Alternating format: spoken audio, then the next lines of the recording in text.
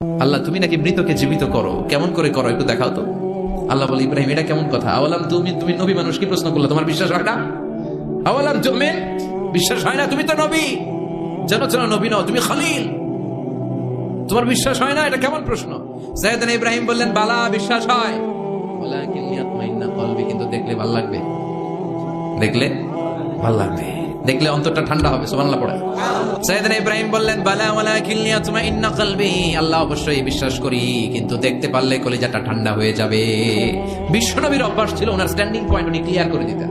বুখারীর বর্ণনা, ওনার স্ত্রী আমাদের আম্মা জান সাফিয়া বিনতে হুয়াই ইবনে আখতাব, সাফিয়া বিনতে হুয়াই ইবনে আখতাবকে নিয়ে উনি ইতিকাফ অবস্থায় মসজিদে বসে আছেন, আলো আবছা অন্ধকার। সাফিয়া বিশ্বনবীকে বিদায় দিয়ে বের হয়ে যাবেন। ইন দ্য মিন টাইম বিশ্বনবী দেখলেন দুইজন সাহাবা হেঁটে যাচ্ছে। সাহাবারা হুট করে বিশ্বনবীর দিকে তাকালেন, তাকিয়ে দেখে বিশ্বনবীর সাথে একজন মহিলা নেকাব পরা। দেখেই সাহাবারা মুখটা ঘুরিয়ে দ্রুত চলে যেতে লাগলেন। বিশ্বনবী বললেন, এই আলা রিজলিকুমা, দাঁড়াও।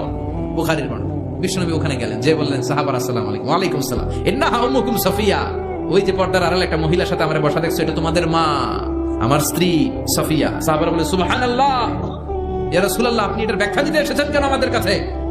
আমরা কি কিছু